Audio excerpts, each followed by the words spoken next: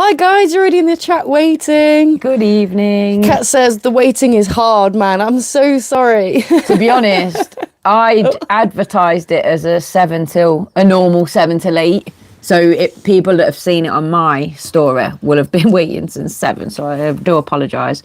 But we had an Instagram live chat before this, which will be going onto the channel as soon as it's downloaded, because it was fabulous, as always, our little resident guest, Koza. Yeah, we love chatting to Koza. It was a great chat last time. And then since then, we've had some interactions on the socials that we thought we needed to, let's just clear up. Is he all right? There's a bit of a strange one. As we expected, tough as oak. Not bothered. I'd inboxed him after saying, are you all right? Because it's worth asking, isn't it? Especially when it's something like racism, because you don't know what the past experience is.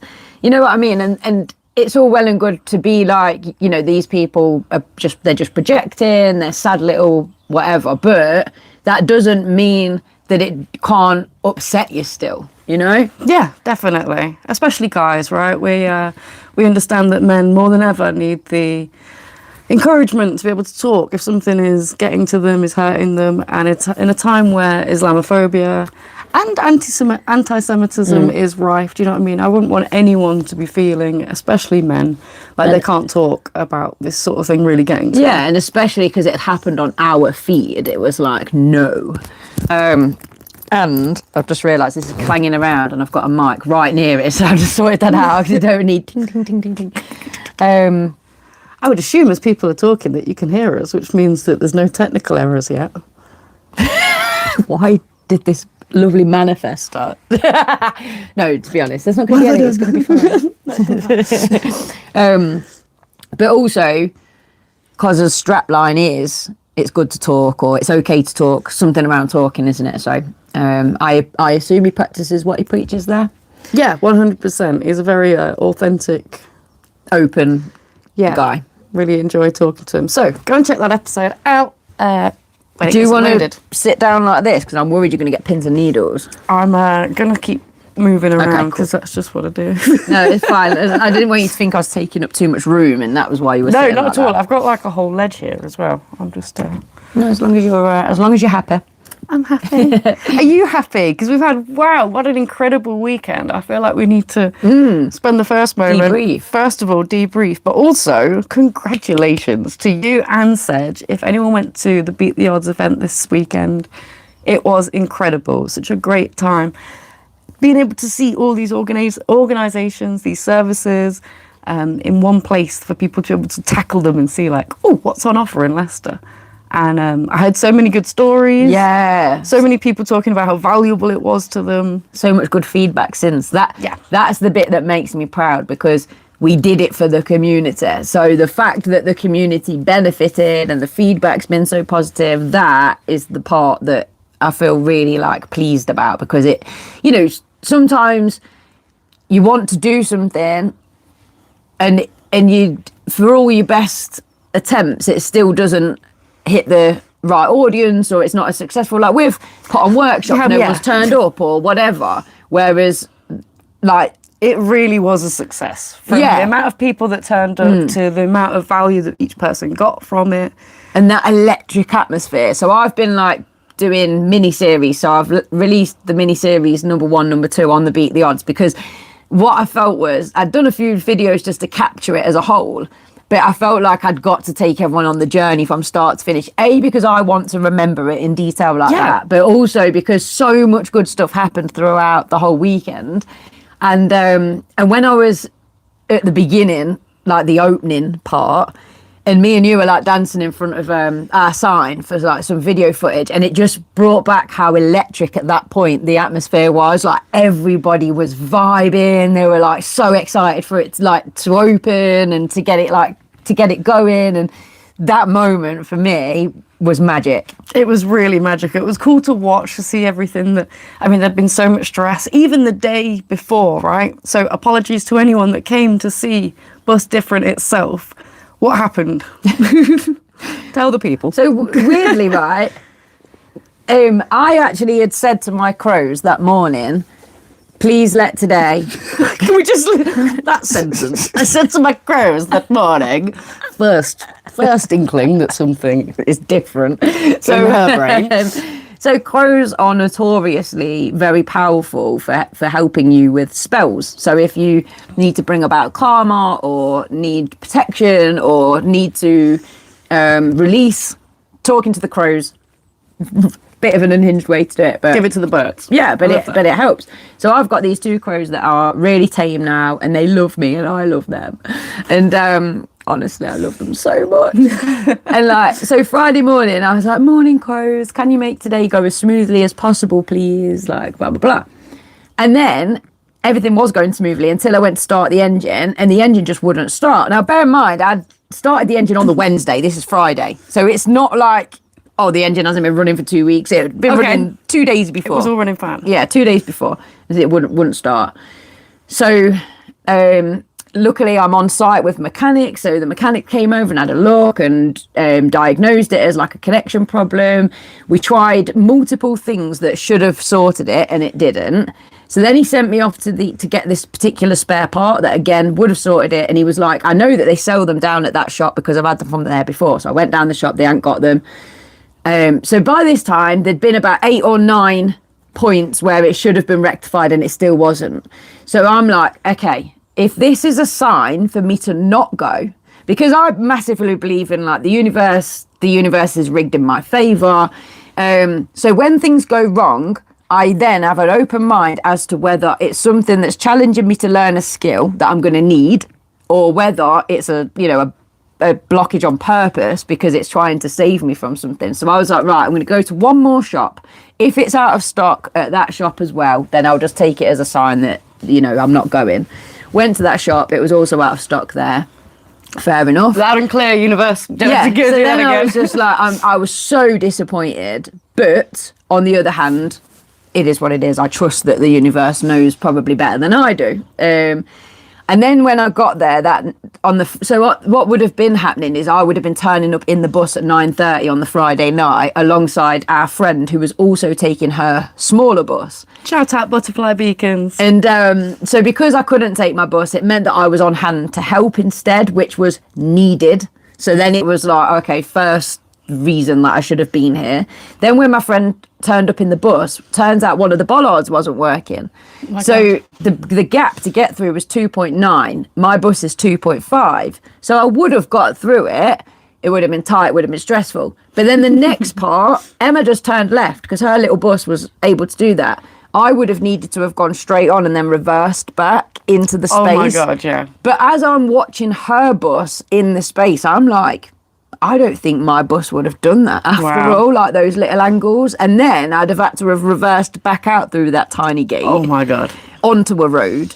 So it would have been so stressful. But there was security guards there that were helping us navigate in. So I spoke to them about the dimensions of the bus, and I said, but you have to have fire engines on site. So that's why the people I was organising it with said that it would be fine. But they were like, no, we have to get the fire engines on from the other end. But at the other end, I knew for a fact the bus wouldn't get on because of the angles. And I was like, so I know fire engines are slightly smaller dimension-wise. I know they're not as tall, but we're talking like width and length. And he says, yeah, they find it really, really hard, but they do manage it just. Oh, God. So had I have spoken to them at the start, I'd have known that the bus it wouldn't be managed, but I'd been reassured by numerous people that it will get on because the fire engines get on, and obviously that wasn't the case. Ignore the professionals, listening to the universe. Listen to the crows. Because then after, when I saw the crows, because on Sunday when I got back, they were both straight down as soon as I got back, and I was like, oh, you're starving, you've been waiting for me to come back. So I was chatting away to them, and then I realised I asked for the day to run as smoothly as possible. And it couldn't have run more smoothly. Had I have taken the bus, it wouldn't have run smoothly. It would have been stress central. So actually, they did answer my prayers, just not in obviously the way that I was expecting. But that's the moral of the story, as you like, is that the universe is not there to trip you up. It's there to provide whatever it is you need for the next stage. Yeah, so definitely. It's that old proverb, isn't it? The guy on the roof where everything's all the tsunamis hit, everything's singing. He said, a boat comes, another type of rescue, a helicopter comes, and eventually he dies, gets to the Golden Gates, and he's like, God, you said you'd save me. And he was like, I sent you so much. I sent the saviors. Like, you took none of the help that I sent you. So, yeah, it's about working out. That's the test, though, right? I feel like it's, yeah. Well, it is. It's not there to trip you up. It's there to test you. Have you put in enough practice? Have you learnt enough about what the world offers you, the universe offers you? I don't know. But the beauty of it is, because of my faith, I was able to navigate that situation of feeling really disappointed, but not allow it to derail the whole weekend. I still had to be present. I still had to be on the ball. But because I have faith, I was like, that's the right thing. And to be honest, it was so rowdy that Friday night. Like, we would have been staying on site in the bus. And then even on the Sunday, I didn't tell you this when I was leaving. I don't think I told you this. There was like this little kid ran in front of me when I'd been and had dinner, treated myself to like a dinner and a little solo date, because I love doing that. Caribbean food, wasn't it? Yeah, man. And yeah, it was Caribbean food. I love that you know that. Like, it's just Caribbean food, wasn't it? And I'm like strutting back to my car feeling dead good. And this little kid, about 10 or 12, comes running, does a loop and squirts me like mad with a water pistol. All in my eyes, my makeup was running. Like, it was not a nice experience. Little arsehole. And it was horrible. I cried because I was just so frustrated. You cried? Yeah, because I was so upset, man. It's like I've just done two days full work for the community, and this is how I'm repaid. But that's what I then realised was the shadow work of it. Like, that victim mentality of, and this is how I'm repaid, blah, blah, blah. Like, it's always me, poor me, poor me. And I thought, right, this ends here. That little kid, like, taught me, because I had to really analyse it. You know, I was so upset, like, but then I had to really analyse, well, what's triggered me? Why has it triggered me? Work that trigger back to the point that I've got this energetic wound of being a victim and always being the one that the bad things happen to, despite how good I am. Do you get what I mean? And it was like a real eye-opener, because it did help me understand all of that. So the whole weekend had a lot of I would assume that from having such a busy, stressful week and then weekend, just how much was going on, as good as it was, still you had a lot on your plate for the whole weekend. I'm going to imagine that you're pretty tired by the time my kid squirted you in the face and made you cry. And you know what as well? Looking back, I think actually he probably didn't actually mean to upset me, just purely because I actually verbally said something I shouldn't have straight to his face, and he looked quite shocked. But whether that was because he didn't expect a female to say what they said, whether he'd never heard that type of language before, whatever it was, I don't know. Yeah, but it taught him a lesson in terms of that's not how you treat people. So yeah, it is what it is. Get your kids, man. I know. That's the thing, isn't it? Like, who thinks that's okay? Because it's like, it's okay to do it to like people you know and stuff, but like some random stranger that's walking along on their own, that's not all right. And also, some of you have been dragged up, and it shows. Yeah, exactly. Steph, someone's asking, where's your hair? Dan, where's your hair? Mine's up. I just put it up in a hair bubble. Don't you worry. But thanks for caring. So today's episode is we are celebrating Autism Acceptance Month. Excellent. It is worldwide, this celebration. So every year we like to make a point of these special days because we're autistic, but also that was not planned. That's hilarious. Yeah, we like to make sure that people understand that not everything about autism is a negative, or that it can feel like it, especially in a time where the world is just hard as it is. Yeah. There are many strengths to this, having this different type of brain, and there's also a lot of waking up that the rest of the world has to do in terms of awareness and, more importantly, acceptance, and that's what this month's about. And it was lovely going into the community as well, wasn't it? So on Thursday we went to an area in Leicester that's like very underprivileged, very underfunded. Yeah, that's the right word. Yeah, I'd like to give them a nicer word than poor, because I don't mean that. Like that, you know. No, man, clearly they are lovely people. They're very rich. I'm done with the PC way of explaining things. We are living in a cost of living crisis. Poor. There's no other way around it. Miss Shirley always taught me that. There's no point calling them houseless. There's no point calling them temporarily. No, these people are homeless, and that is their experience, and this is how we should be treating them and helping them. Trying to butterfly the for who? For who? Yeah, I made it for that. Like, I don't want to offend anyone. But yeah, so like we went to the local library in that area, and it was really cool actually seeing. So there's over 70 languages spoken in Leicester.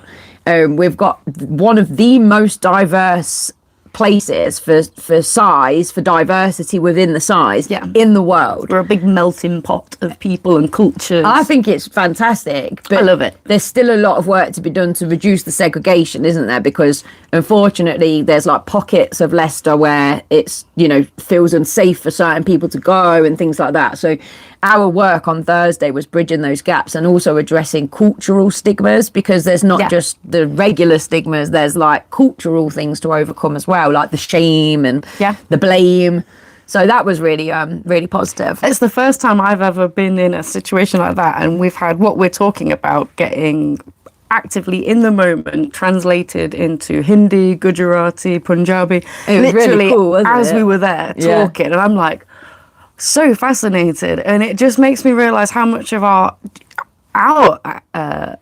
content and resources is limiting, because it's not being able to get to things like this that I don't think about. I'm a white ignorant English person that I forget about these things sometimes, so it's nice to be reminded, like, okay. But that is the beauty of Leicester, isn't it? Because we are, I suppose that's why we do get a little bit like lax in some respects, because we're so used to this level of diversity. Like we could easily go to the shop and be the only white people in the shop, but that doesn't, like, I've never seen that as weird, because that's where I've been brought up, that's how I've been brought up. But it's only when other people visit us and they're like, Lindsay, like, have you noticed? I'm like, notice what? It's like growing up, there was a very racist term when you'd be on the 127 bus going through Melton Road. The road was known to people as Spot the White Man. And as a kid, I remember it being just a factual observation, not in a racist way, just being like, wow, this has got a high population of Indians, Pakistanis. I think there's a lot of Polish over there in that area as well. As I've grown up, I've realised the racist connotations. I've realised why people are in certain areas and not in others.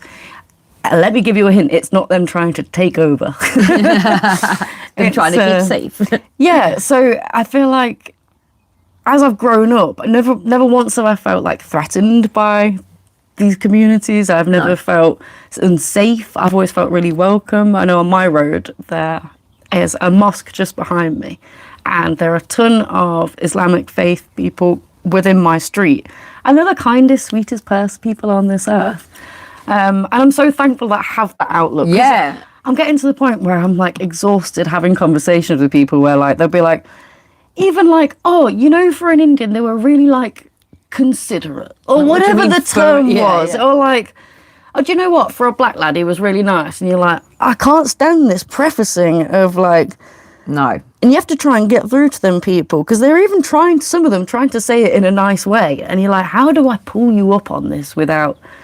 Yeah, because you're clearly trying to do the right thing, but it's still not understanding where that's still coming from. It's we've just had a conversation with Koza though about, my theory is that neurodivergent people are more like intuitively led and energetically informed. So we don't necessarily look at somebody and see their gender or their colour or their religion, because not as something to be feared. No, certainly not as something to be feared. But even like I've read studies before, I can't quote any of them because obviously I've not got that brain, but I've definitely read studies before where they are suggesting that in neurodivergence, there's a lot more male-female like friendships, because there doesn't seem to be the same, oh, but you're a man, oh, but you're a girl thing. And we learned a long time ago that things aren't quite the way they're put to us. They're not. We see a lot of things in black and white, but we understand not everything is. Yeah. I feel like we learned a long time ago that we think differently from other people. Therefore, why would we turn our nose up at anything alternative? Yeah, and also though, for me, I think because I'm an energy reader, it's never even come into it to judge somebody on something physical, because I'm judging you on my feeling of you. You know, like I know what kind of person you are, regardless of any of those other aspects. So, and I think there's maybe an element of neurodivergence that plays into that. Do you ever, I think this is where it came from when I was younger. I used to be really like, am I gay, or just really accepting of like, because there'd be things where I really fancy that girl. Could I consider myself being in a relationship with them? I could never really fully. Yeah. But it was more just the idea that I could appreciate Everything. And yeah, definitely. An element of empathy, isn't it? Being able to put yourself in those circumstances and appreciate. And I know a lot of people say like, oh, girls, you know, we can get away with maybe kissing on a night out and it not being like a deep thing. Whereas if maybe a pair of guys were to do it of the cis straight, you'd be like, can we just talk about what happened last night? Did I see what you saw? And again, cis straight males, I've got some of those in my friendship circle. But when we were younger, but both of the lads that I'm thinking about, ADHD and autistic, both openly had experimented with other friends and like kissed and stuff. But I think because they were neurodivergent, they were more open, they were less judgy of it and more just like, well, I'm just going to follow my feelings on this rather than following what society says. How do you follow societal norms when you know from day dot you're not a societal norm? It's like, well, I can't change. I've tried my hardest my whole life. Like, get on board or we're just not each other's cup of tea. That makes me think of, so I was chatting with somebody recently that I went to school with, James, if you're watching, shout out. And he helped me understand that when we was in our teens, so when I first went to school, I was like really a people pleaser and believed that the teachers were to be respected and listened to and everything was right and everything that I'd ever been told was how it was. There was no kind of like, but what if, or non-conformist or whatever. So I very much thrived in school. I was academic, I was bright, I loved learning, the teachers loved me, very good positive experience. But then as I like moved towards my teenage years, I started to rebel and started to question things and started that journey of being a non-conformist. Whereas he was already like a punk rocker. He had been like from day dot, he'd been a rebel. And I just found it so fascinating because I was like, oh my God, yeah. Like I'd spent the first 10 years of my life being quite innocent to the idea that people were evil or that people wouldn't be nice to me, or I don't know, like just quite innocent, you know. And then it was like I got to my teens and then I was starting to being like, but what are you going to do about it though? What if I don't go to school? What are you going to do? What if I choose to go down the park instead? And it was really like every parent's worst nightmare. Yeah. My mum's watching this like, yes, I remember that period of your life well. I did exactly the same. And you know, give the game away, it was you adults. If you'd have just like pretended a little better that you had an idea of that you do know what you're doing.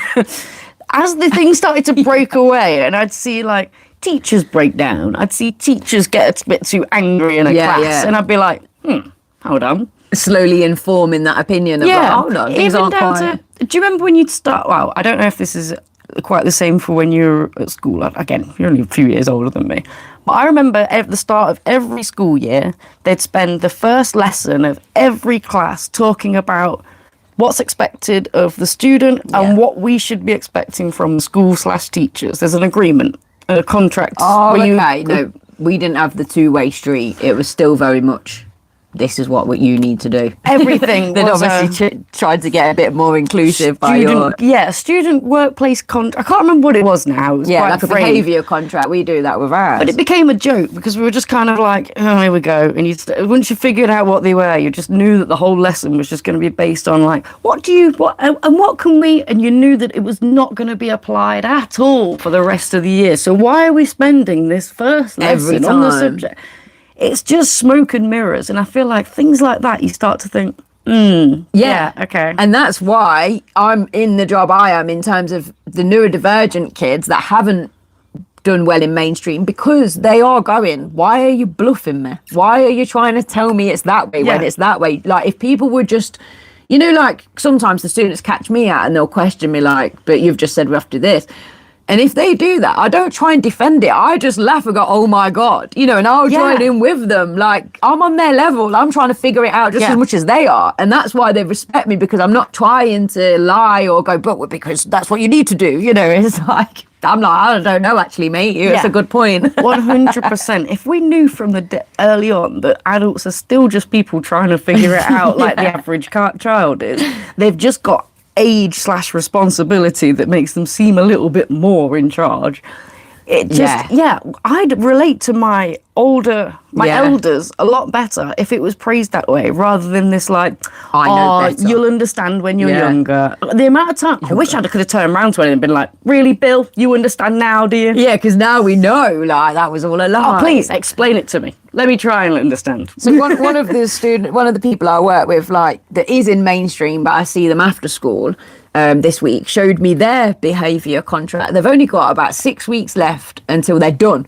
And I do not know why the school has suddenly just took it upon themselves to be making her life really awkward. And it's like, she's got 6 weeks. They've got a new contract. She got the contract Monday, and I was with her Monday night, so she showed me. Bullet point number 1 was attend all lessons, right? The point is, she's autistic, she's ADHD, and she has anxiety. So how is attend all lessons... Seems really achievable. An achievable or relevant bullet point. Don't we do SMART goals at school anymore?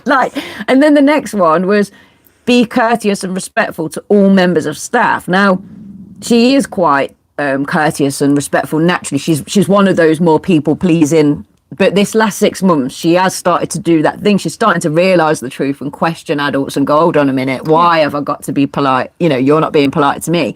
But that's the point. That's the thing, you're not being polite to me. It's not two-way. And so I looked at that one and went, what? Like how that other teacher was respectful to you the other week. You know, it's like these things don't work because they're not realistic. Like, let's just all take a reality check and... and things could work really, really well. And then it was like, go to lessons the first time that you're asked. She's autistic with a PDA presentation, pathological demand avoidance. When you're asked to do something, your body goes into a physical fight or flight. Your nervous system thinks it's in danger, immediate danger, and you respond. She's a teenager. We're meant to be still guiding her through that, not go to lesson the first time you're asked. That doesn't even make sense. There's a lot of room for my neurodifference here. Yeah. But I was like, what I would have liked to have done is done a one to give back to the teachers, where it's like, when asking me to go to lesson, please don't use demands, but rather give me an option, or, you know, give me time. So I need you to go to lesson in the next 5 minutes or so, okay? And walk off. You know, it's like less of a demand. You're giving them that opportunity, because what tends to happen with PDA is you say get to class and they'll go, give me a minute. They're just trying to take back control when they go, give me a minute. It's autonomy. It's feeling safe. So I just go, Sam, I'm just going to nip toilet. When I come back, I want you gone. A good way is also asking a question. Hey, Megan, what's your next lesson? Okay, fantastic. That's not too far from here. Yeah, awesome. Yeah, you got everything you need for that lesson. Yeah, you have to be like, get to it. Hinting to go without demanding. It's the demand. Yeah. Hey up, nonsense. Brilliant. We don't know what we're talking weird. about. I thought I was seeing Megan. That's why I just... Oh, wait. It does say Megan. Oh, yeah. There's lots of Megan. Megans. That's so weird. I wonder if you picked it up subconsciously. Oh, love from Bangladesh. I love cute. that. Guys, which episode of Cobra Kai is that because we're watching? Is that manga art? Because I've got a bald head. I don't know what Cobra Kai is, but... I'm going to have a look. Yeah, if it's funny, you'll get a win. If it's not, you get blocked, I'm afraid. Oh my God, twins. That's cute. Have you been to the Mo-Leicester area? Mo-Leicester area. I've not heard of that. Me neither. Dan, where's your hair? Why is everyone so bothered about my hair? Everyone's very fixated on hair. Someone says nonsense. What Yeah. else did you come for? Free Israel. I don't block anyone, but you can go. Cobra Kai is like a karate. Good Day is it's the Karate Kid series, Yeah, but yeah. like I don't know what the References.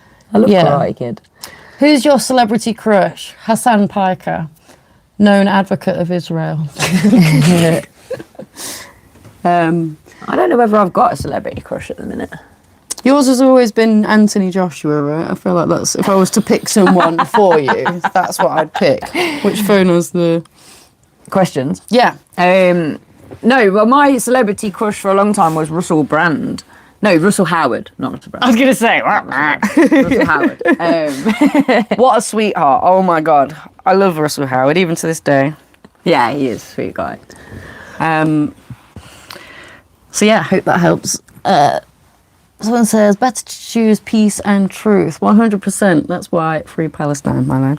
Anyway, sound-based dilemmas. So I thought the idea of a way of celebrating, having a bit of fun with, because we've done these types of raising awareness, acceptance episodes quite a lot. Let's take it in a different way. Let's play a bit of a game in a way that we can all like laugh and relate to it. So I thought we'd have a game of Would You Rather. If you don't know the premise of this. Oh my God, what is the word? Premise. Yeah. Premise of this game is just to pick out of two terrible options, basically. That's all we're doing. So, Oh, God. sound-based dilemmas. These are all based on sensory input. Some people, I'm going to read some out and you'll be like, that's not a problem. No, I promise you, it is to some. Yeah, so sorry, I'm just going to interrupt quickly. Interrupt me. It's sensory based. It's because what I want to let you guys know is available in our shop now. So we have a basic 5 senses guide. We recently delivered the basic 5 senses workshop to Leicester Prison as well, and it went down a storm. It's still my favourite guide out of all of them, and I still think it's a great place to start, whether you're ADHD, autistic or not. It's, understanding now your sensory input works is great. So there's now available in our shop a half-an-hour video lesson, video workshop, however you want to see it, that supports the guide. That has been on my to-do list for like 3 years. So It's the praise me, please. But, go and get it. but it's only £1. That's the best part. So the video is £1. So you can buy the guide physically, or you can buy the digital copy of the guide, and then you can buy the video, and it supports you as you go through the guide. That is www.what'sdifferent.com. Excellent. There you go. Go there. So, first, would you rather? Guys, I want to hear your input as well. Hello from Scotland. Oh, and Hello. Liverpool. Hello from Liverpool. Shout out. Hi, Anthony guys. O'Connor. I'm getting called that a lot recently. Oh, it's because I've got my hair back, don't worry.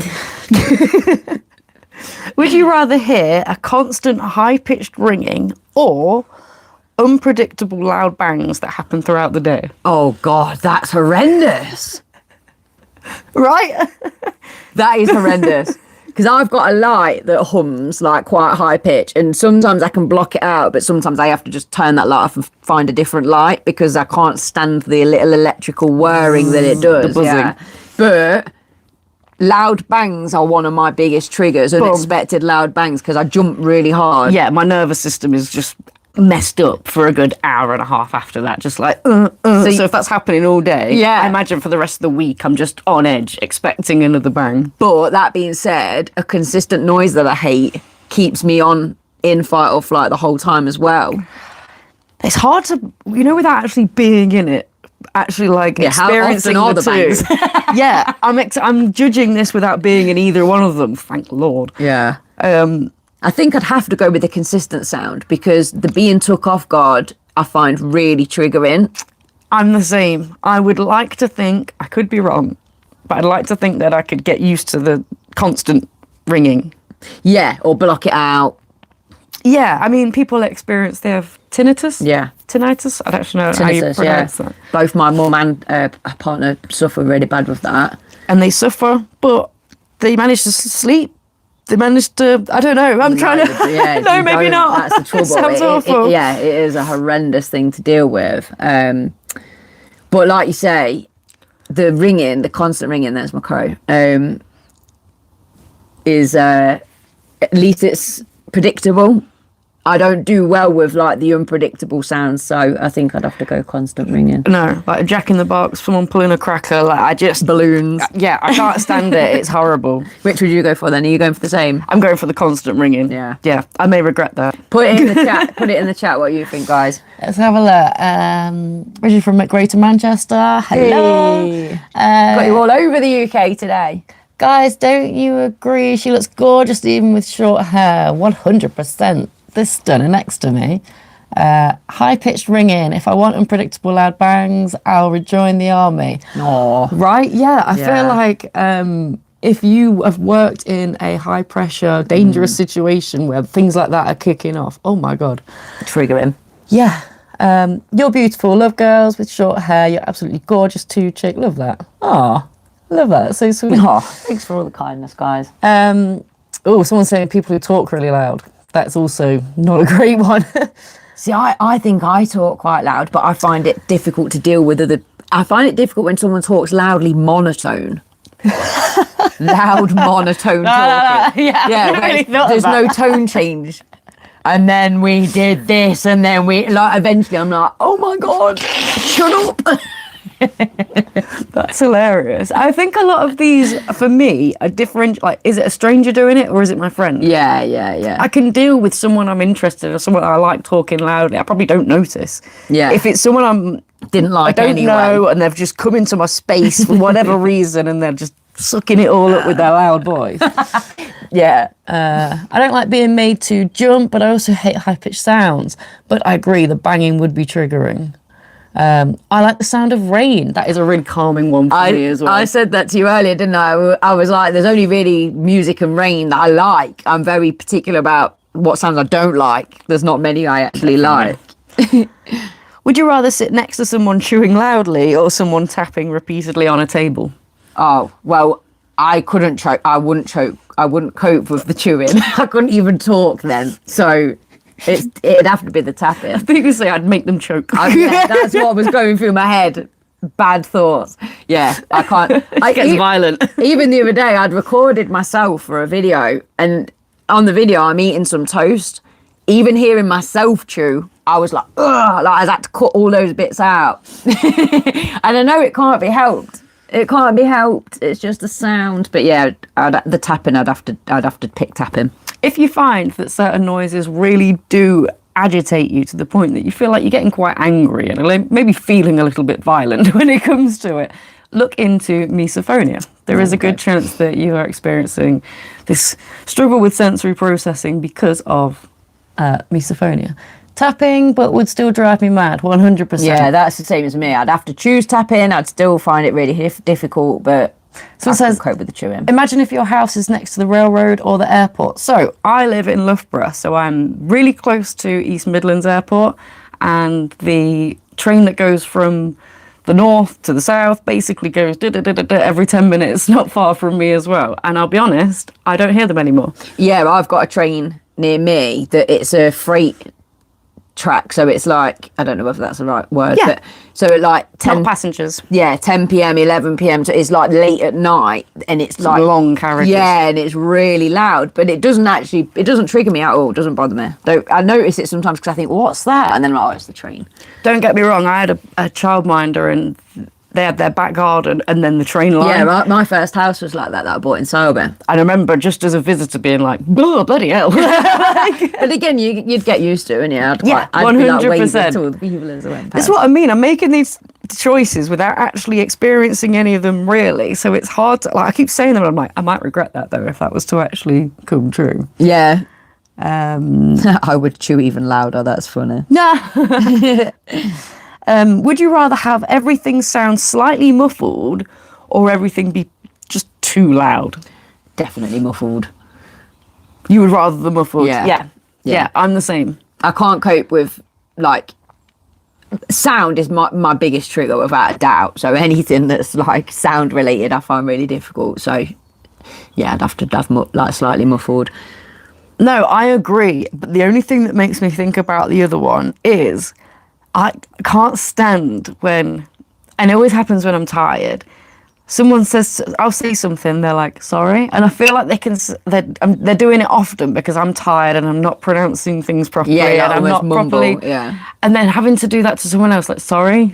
Like, you get 2 sorries. And if I, like, say that again, if I still don't understand, I leave it. Yeah. I don't need to know. And honestly, when your sinuses are a bit blocked and you've got a cold and you feel like you're underwater because of your sound, it does get to the point, doesn't it, where you're like, I just want to be able to hear again. I can't hear. I can't talk loudly. There's a funny dad joke in the chat. I went to the doctors and said, I feel like a pair of curtains.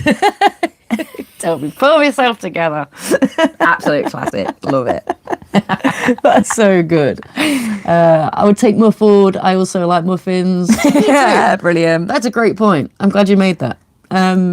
It's a girl. If it's a girl speaking with a black country / Birmingham accent, I would want the sound as loud as possible. That accent on a girl is my kryptonite. I love that. Do you know what? As I started reading that, I was like, oh, someone's coming for the Brummies. But you're not, you're celebrating them. I love the Walsall accent, which is more the black country. Yeah, like yeah. They go, Lindsay. I love it. How you doing, Lindsay? You're right, Jam. Yeah, we love you, Brummies. Would you rather be stuck with echoey acoustics or overlapping conversations you can't tune out? Yeah, I don't know if I could cope with that. It's the last one that I ain't doing. I'm not doing. Yeah, you find that triggering, don't you? Like, I can't. If someone's say if you're talking across me, but then I start talking across that conversation, it's like I can block it out sometimes. You know, like in a pub or whatever, or in like where it is loud, I can manage it. Yeah. If I'm in a work setting and someone's expecting me to, and then that's like I can't. I'm like, oh my god, it's me trying to be like the best I can. That's because I'm in a role where I need to be, do you know what I mean? And then the environment isn't being given to me, which is why we advocate for neurodivergent support in the workplace. That happened when we was at Leicester Prison, didn't it? Oh, God. I saw your face. You were like really trying to like hold it together, but you were like, I can't do this. Because like 2 people come in and just started having a conversation in the same room that we were just introducing and presenting what the workshop was. So yeah, and then the person that was next to started like yelling over to them to talk to them. And I was like... like, I feel like a child. Like I can't just be like, but inside me I just want to be like, everyone shut up.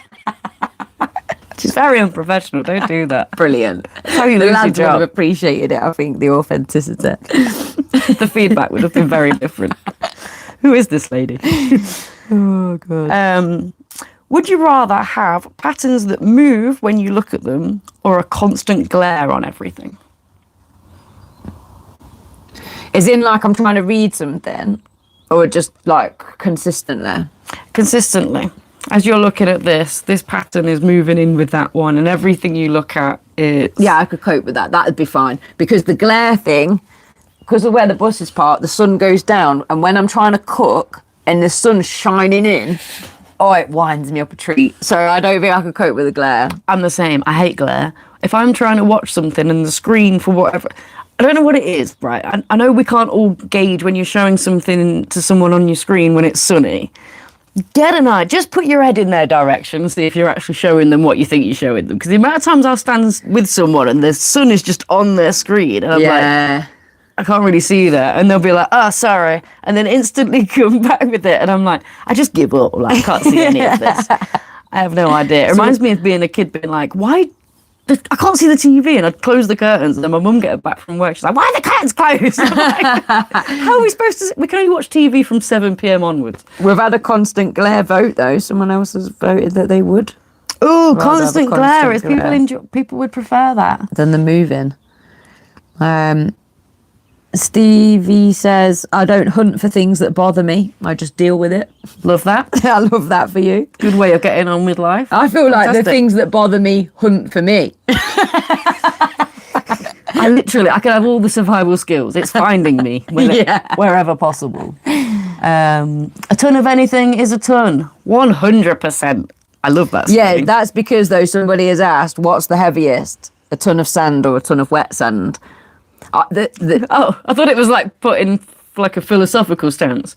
Someone's genuinely wanting to know. Yeah, well, no. Or are they trying to catch us out? They're trying to catch you out. But remember the thing at school? What's heavier, a ton of feathers or a ton of bricks? Yeah. Do you know which one it is? Yeah, it's the same. I don't know. I was just checking. Just because you looked at me so like, yeah. Like, so you knew the answer. How funny would that be? The girl that prides herself, I know everything, know it all. Imagine if I'd have been like, bricks. Or even if you'd been like, it's a trick question, it's feathers. Feathers. Oh. Someone said to me the other day, what was it? What came first, the chicken and egg? And, no one knows. And I just really blankly just went, the chicken. And I'm joking, because it's the egg. Eggs came way before chickens. Hold on, what's this? There's another joke. A Buddhist monk asked a hot dog vendor to make him one with everything. Is that like the answer to a different joke that I've not found? Because look, scroll up, the monk. So I was like, scrolled up, and then there's like a Buddhist monk ask a hot dog vendor to make him one with everything. I don't get it. Oh, to make him one with everything. Oh, okay. Yeah. Oh, very cool. Yeah, see, she's good. She's good. You're telling jokes to autistic people here. We're having to really figure them out. They're great. They're great. Just let us figure them out first. Would you rather have a clothing tag you can't remove or seams that never sit right? I feel like, oh God, that is a hard one.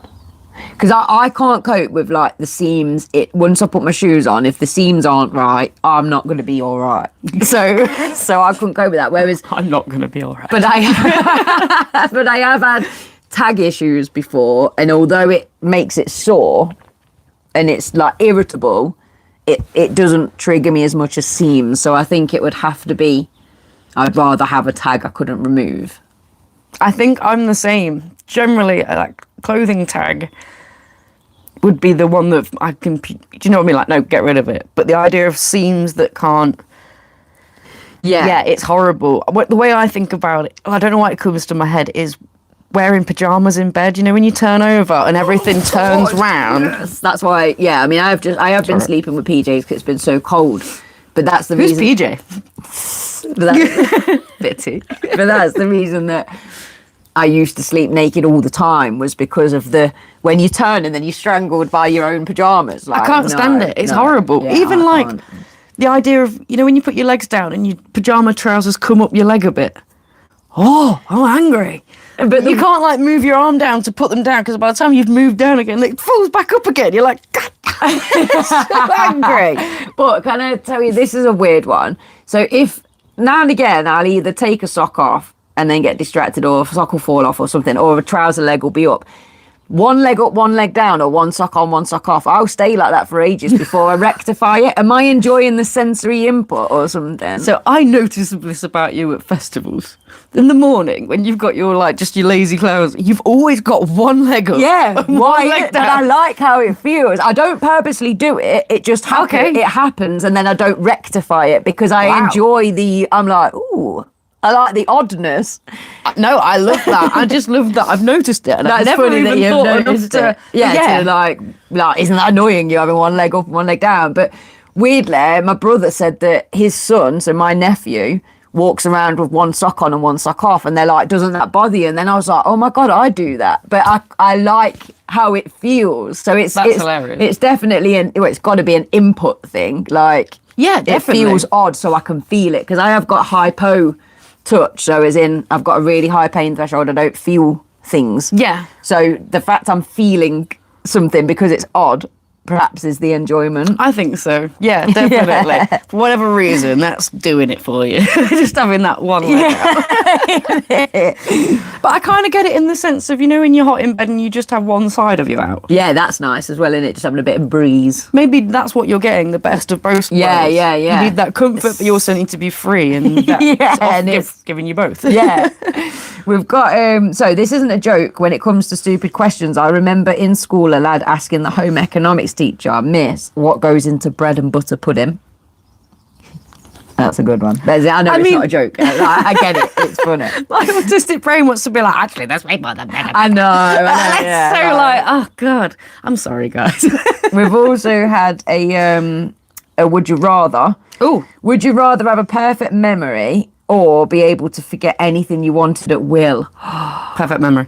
See, I'm the opposite. I think because I get invasive or intrusive, I don't remember which one it is, thoughts. I would look like it's happening right now because like, I've said it. Like I saw a horrible image about 2 days ago, so I've been teased, like It's still tortured popping up, with it. yeah? Yeah, every time I speak about it, it's there. So I'd like to be able to forget all of those things. And I fully understand that argument 100%. Yeah. There is so many things that I'm like, oh my God, how much better I'd feel about myself or confidence if I could just erase that whole part of my life or that whole memory. But I forget things so often that it is part of my disability that if I could remember everything, you'd all be fucked. See, I suppose that's why I'm not so bothered. I'm like, my memory's shot it anyway. I'm used to that. It'd be great, but it'd be great to forget the things I wish I could forget because I forget everything else. Like, we've had another, are your sisters? Yes. We've had twins and sisters tonight. Twin. It's because you've got your hair Where up. have you been? Laura says, I'm with Lindsay on this one. I'd like to forget.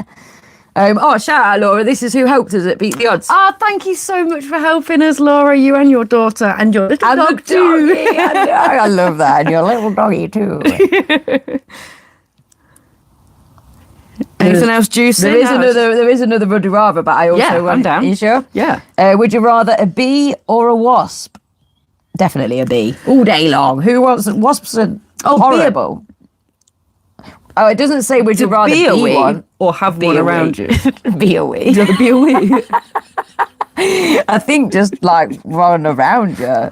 We a bee. Yeah, I feel like if I was to be one of the two, I would be a bee. And if I was to choose which one to have around with me, it would be a bee. Oh, it's a bee. Yeah, I love Get bees. me on Love on the Spectrum, literally. I'm cute as hell. Oh my god, maybe that's what we do need to apply for. Love on the Spectrum. That's actually hilarious. I'm down. It's the only way I'm going to find anything. Honey is actually from Warsaw. A bee. I'm going to say you got me some honey from Portugal, so I don't believe that. That one's from Ortega. If you keep talking after losing your train of thought, will you remember it eventually? We've Discussed this last I'm time. going to say I recognise that. I've Did tried you it. try that? Yeah, it doesn't happen. No. I just go further and further and further away. You just start making less and less sense as you desperately try and claw back the... And that number right there that tells me how many of you are watching gets lower and lower and lower and lower. I try not to. Brilliant. Depression Talk said, hi, good evening. Good evening. Hi, guys. Hi, guys. Having a little fun with Would You Rathers. One more on touch and texture. Would you rather always feel slightly sticky or constantly too cold? Oh, God. I can't stand being cold or sticky. They both suck, but I feel like I can master the cold better than I can sticky. If there's no option of unsticking and there's no option of warming up. See, Oh, God. yeah, that's the thing. I am miserable when I'm cold, but I have coped with being sticky when you like got sun cream on and it's sweaty. It's like I can cope. I don't like sticky hands. I have to like wash them, but I can cope with stickiness better than I can with being cold. I don't think I can. The stickiness, the whole sun cream is definitely one of them. Any kind of like sugary, if you eat like a jam donut or something, how my mouth feels at the end of it. Yeah. And then it starts to make me itch and my skin's then screwed up. So I feel like anything that's sticky on my skin. Is a no-no. Yeah. Someone's asking me if I'm from the West Midlands. I'm from the East Midlands, actually. So close. That Birmingham accent was so convincing. I was going to say, maybe you tuned in when we were doing the Brummie accent. Would you rather time travel to the past or future? I've got an extra caveat for that one. Would you rather go back to any moment in time or go to the future, but you can't change it? Ooh. Probably go back to a moment in time.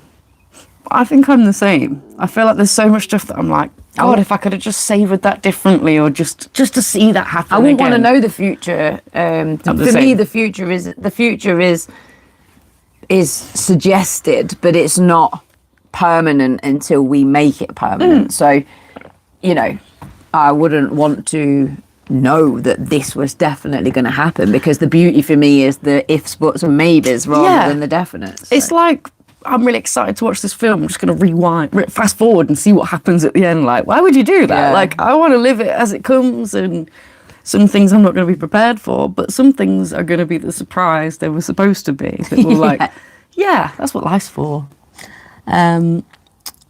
Would you rather be invisible when you close your eyes or hear people's thoughts when you're near them? Ooh.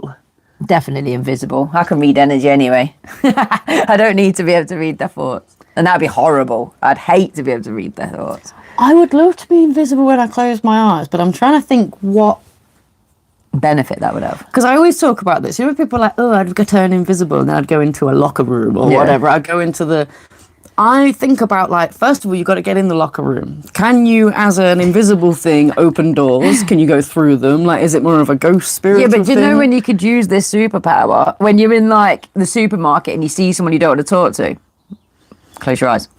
Watch them walk past, open your eyes But again, do they see that you're there and then disappear? Because that's even more insulting. It's like, oh, there's that thing, and then they just disappear. You'd be like, oh, I don't think they wanted to chat. Yeah, good point. I'd be doing it all the time. I wouldn't be able to get anywhere. I'd be like, oh, back again. Silent. I mean, visible again. Silent, no, invisible. Let's have a look. Can you both show your souls, please? Show what? Yeah, our deepest soul. If you go on the Patreon, it's all there. Do you believe in magic or not? 100%. Yeah, I in believe in multiple magic. different ways. Lindsay's got a very strong spiritual connection, very much believes in the ability of the magic that we hold with its energy. And I believe in magic just because the world is fantastic. We exist on this tiny plane of time and this tiny small planet. Literally. You only have to look at an acorn and know a tree grows from that. Like, how is that not magic? Pictures from the James Webb telescope, is it? Yeah. Look at them from the Big Bang. Magic. What's the invigiligo? Have you seen these people that have like half black, half white skin? Right. Yeah. There is a woman online that I've seen who literally has Yeah, I've seen that. completely halfway down. If that's not magic, I don't know what is. Yeah. How cool is that? It is cool. It is magic. What else we got? Show bare feet. Again, it's all on the Patreon. This is the YouTube. They're So asking we're way for to the keep link it now, PC. Yeah. Guys, I'm joking. We're a mental health advocacy and support. We talk about science and spirituality.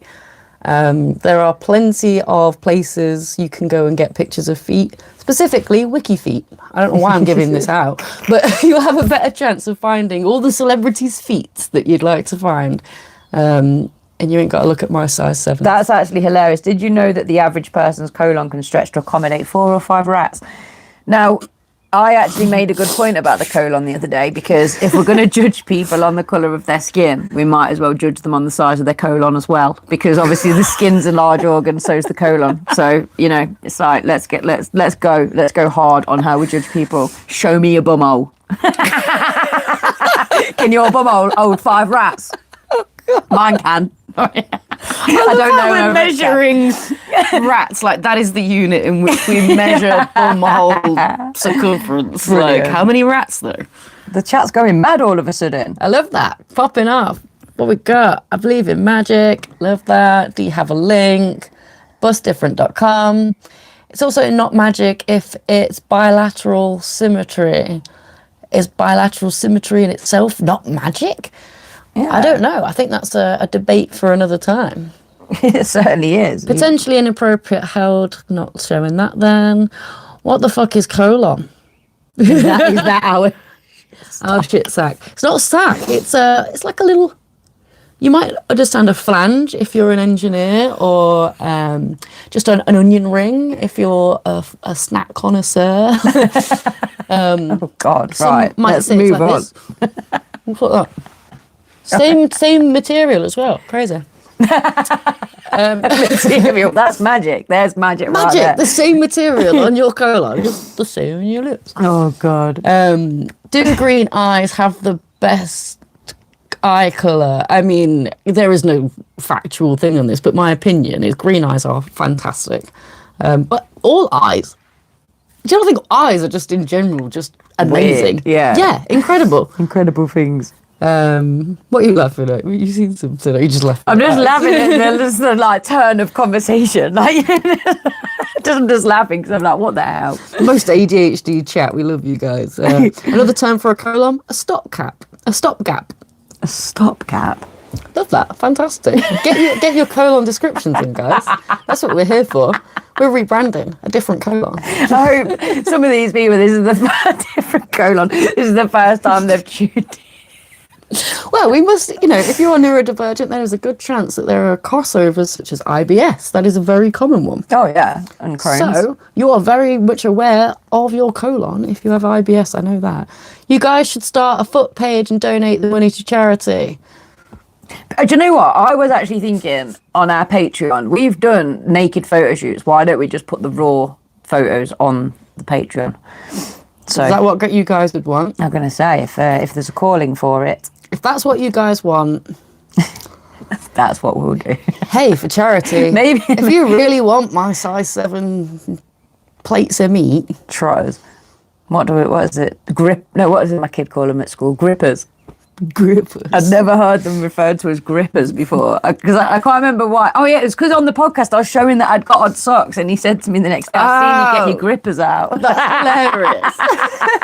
Grippers. I know, that's like grippers. Kids are so poetic these days. I love Honestly, I was like, that is such a cool word for them. that. I feel like we can carry this game on for another time. I feel like this is something that we can just add to other stuff, but Totally. Well, we're at an hour already. We are at an hour already. That absolutely flew by. I thoroughly enjoyed that. It's been fun, guys. Having a real laugh with you guys in the chat as well, even if there was mild abuse at the start. Would you rather have telekinesis, the ability to move things with your mind, or telepathy, the ability to read minds? Telekinesis, instantly. I don't want to know what you're thinking. You've seen films like that, right? Where That's the people can't thing, lie innit? and all that Yeah, sort of stuff. we've I don't already wanna had know. the hear thoughts thing, and it's like, but you and I have had telepathic moments multiple times. So Yeah. I do actually believe, I know both exist, and I know we're capable of doing both. I've actually been practicing telekinesis, so that's the one that I would. The amount of times I've sat there and just been like, come on, man, if there's anything I can do, like, you know when you're warm and you're on the sofa and you're like, I'm tucked into a blanket and you're like, no, my drink's still on the sofa. I will Bring sit that there like, drink I've done it over. a few times where I've just been like, come on, man, this is the time. I won't tell anyone. Like the first I'll time, use it for good. the first time I practiced telekinesis, because I've got quite a lot of windmills dotted around the bus. So I was stood like at the back of the bus and I'd got this one windmill and I was like looking at it and I was like really going for it. And then as I'm doing it, it went and I was like, no way. But it's not done it since. But I feel like it did it to show me it is possible. But now I've got to practice, you know. But honest to God, I was gobsmacked because it just like jolted and I was like, If you hone the skill of telekinesis, my God, we don't need to show any pictures of our body parts. And then I've done astral projection, somebody says in the chat. I've also practiced that a lot. When I was a teenager, I used to practice it so much, but I've just got back into it again now recently. Very So cool. let's keep trying. Share any tips. I already have them. You're born with it. I love that. You both used to in EastEnders. You know? There you go. Sometimes just to in EastEnders. And that's fine. That's fine. Well, we're going to wrap it up, guys, because it's been very enjoyable and we've been on your screens for an hour. Please subscribe so that you don't miss a notification when we go live in future. But we go live every Wednesday, 6 until 7 on this channel. Like and subscribe, please, guys. It's so fun that you were. I've loved this episode. It's been really good. I love chatting with you, and you're all popping off even when you say crazy things, I'm here for the crazy things. Lord knows I hate small talk, so give me the crazy. Thanks for the entertainment. Jaws, thank you so much. I love how you've got that #1 sticker. I love your support. Fair play, Jaws. Well Thank done. you so much. We see you every time and we love the support. Thank you very much, guys. We'll say goodnight, and you got any papers to shuffle? Let's do the usual how we end it. If you don't know what we mean. There we go. Right. Night, guys. Bye. See you next week. Do, do, do, do, do, do, do.